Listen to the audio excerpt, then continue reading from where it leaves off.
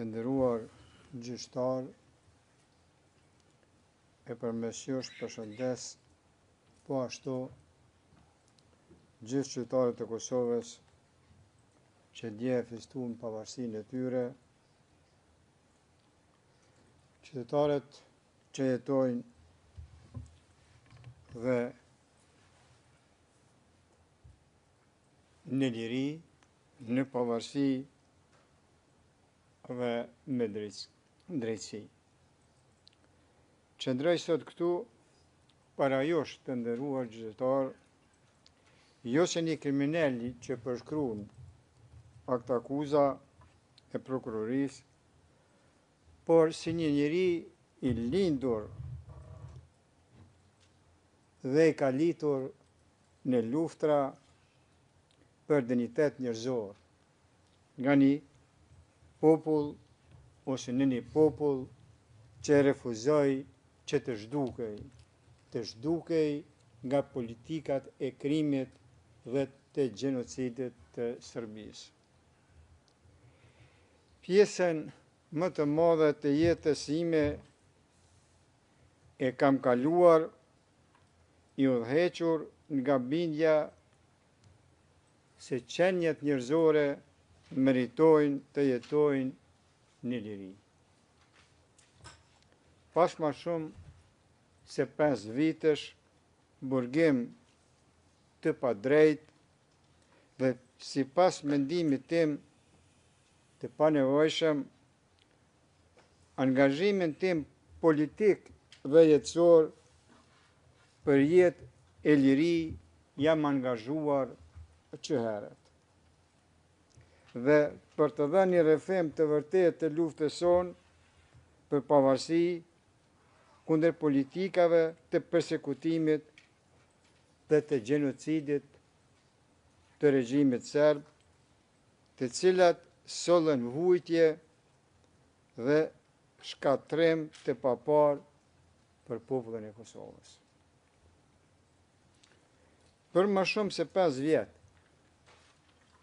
besoj se me janë mohuar të drejtat e njeriut të garantuara nga Konventa Evropiane për të drejtat e njeriut dhe lirit themelore.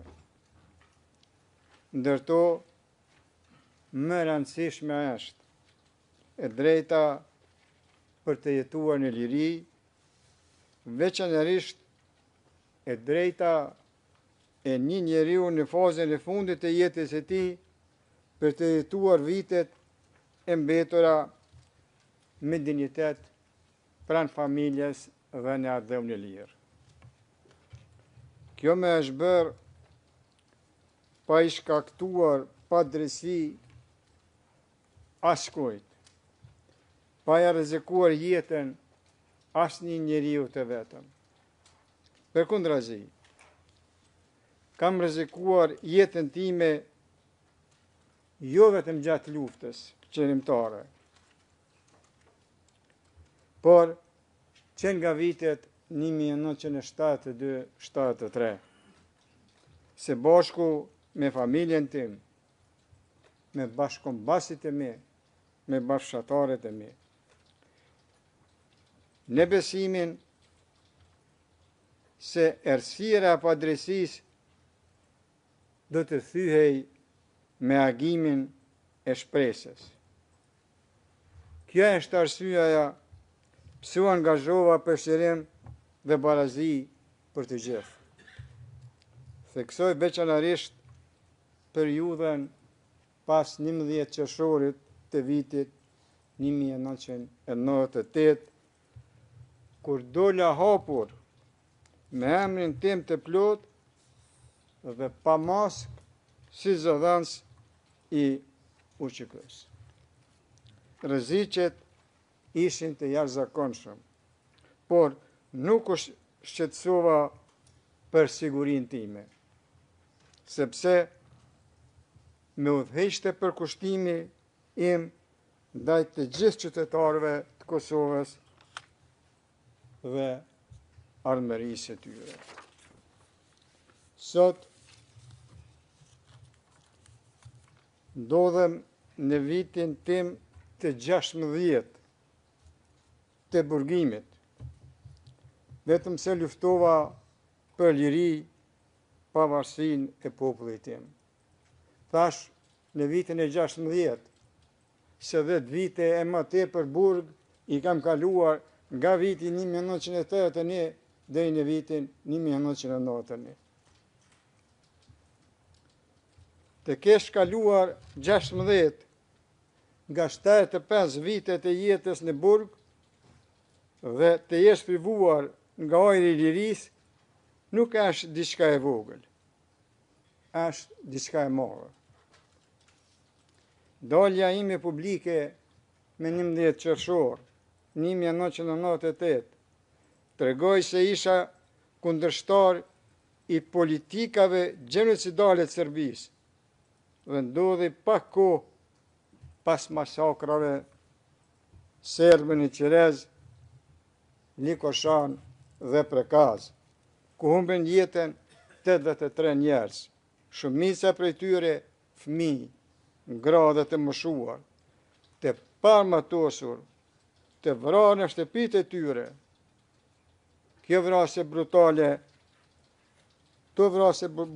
brutale shënun një pikë these të ndërgjegjes për një brez të tërë shqiptarësh. Çfarë më shtyri të ndërmarra këtë akt jashtëzakonisht të rrezikshëm për atë kohë? Robëria e gjatë, persekutimet, mbimet, dhunimet, burgimet e shumta dhe ekzekutimet e pandërprerja dhe vrasjet që shënuan gjithë shekullin 20. Këto akte mizore nuk më thyen. Përkundrazi, me bën të vendosur që drejtësia të mos thyhet mbi shpinën e tiranisë që përjetuam. Dashuria për jetën dhe lirinë me bëri ta marr këtë rol. Një njeri nuk zgjedh lehtë rezistencën, ai e zgjedh atë kur çdo derë tjetër drejt dinjitetit është e mbyllur. Mu mohua dhe mu ndalua drejta më njerëzore e çdo personi të lindur si i lirë dhe e çdo njeriu të arsyeshëm që e njeh vlerën e dinjitetin njerëzor dhe barazinë e të gjithëve, e drejta për të dashur hapur vendin tim, për të punuar për të dhe për të përcjell atë që kam mësuar përmes dekadash i jetë dhe sakrificash. Për këto virtyte u prangosa me 4 nëntor 2020. Akuzat e prokurorisë kundër nesh dhe UÇK-s janë ndërtuar mbi narrativat e atyre që shkaktuan disa luftra në gjithë Federatën Jugoslave brenda një dekade të vetme. Nuk besoj se kjo akuzë i shërben ndonjë drejtësie, e sidomos jo drejtësisë që shoqëritë demokratike pretendojnë ta mbrojnë. Drejtësia nuk mund të ndërtohet mbi gjuhën e ish shtypsve. Ajo duhet të qëndrojë mbi prova të besueshme dhe mbi të vërtetën. Padrejtësia e këtij rasti është e shkruar në vetë akt akuzë. Mua atribuoha në role autoritet dhe përgjegjësi që nuk i kam pasur kurrë. Kjo nuk ishte çështje dallimi në interpretimin e fakteve. Ishte shpifje. Figura e përshkruar në dokumentin e prokurorisë nuk është njeriu që qëndron sot para jush. Jam mirënjohës ndaj atyre dëshmitarëve që erdhën këtu dhe patën guximin të thonë të vërtetën për atë se kush isha dhe kush nuk isha. Ata nuk erdhen për të mbrojtur mua, por për t'i mbrojtur faktet, realitetin tonë historik të Kosovës. Dëshmitë e tyre konfirmuan një realitet të thjesht. Unë nuk zëtoja pushtetin, komandën apo funksionet që me atribuohen në këtë rast. Kur e vërteta thuhet thjesht, ajo nuk ka nevojë për zbukurime. E gjithë bota di se NATO-ja ndërhyri kundër krimeve të kryera ndaj shqiptarëve në Kosovë. NATO-ja dhe bota demokratike nuk janë rreshtuar kurrë me terrorizmin apo gjenocidin. Pa atë ndërhyrje dhe mbështetje ndërkombëtare, liria jonë nuk do të ekzistonte. Por, pa rezistencën tonë fisnike, ajo nuk do të ishte arritur kurrë. Veprimet e UÇK-s dhe veprimet e mia, si gjatë luftës, ashtu dhe pasaj, në çdo rast i dhanë përparësi paqes, dhe kjo është dëshmuar. Zëra të besueshëm e kanë dëshmuar këtë. Ne qëndrojmë sot këtu pa drejtësisht, por historia do ta kuptoj pse vepruam, jo vetëm faktin se jemi të akuzuar. Duhet të flas për realitetin historik që rrethon këtë çështje. Krimet dhe persekutimet nga forcat serbe që e formësuan atë periudhë janë të pandashme nga veprimet që ju kërkohet të gjykoni. Ato nuk janë zhurmë në sfond, janë të shkruara në historinë publike me shkronja shumë të mëdha për të fshirë. Ato mbeten pjesë e realitetit që ju kërkohet të gjykoni. Bashkohem me avokatët e mi duke ju kërkuar, gjykatës të nderuar, ta mbani fort në mendje atë histori, sepse gjykimi pa kontekst rrezikon ta ngatroj pasojën me shkakun. Ju lutem, mos e bani atë gabim. Lufta jonë nuk ishte unike në histori. Çdo kom që ka kërkuar lirin nga një pushtim i palishëm, i ngjajshëm me apartheidin, është përballur me akuza se rezistenca është kriminale. Megjithatë, e drejta ndërkombëtare pohon se popujt që rrezikojnë persekutimet sistematik nuk janë armiq të drejtësisë.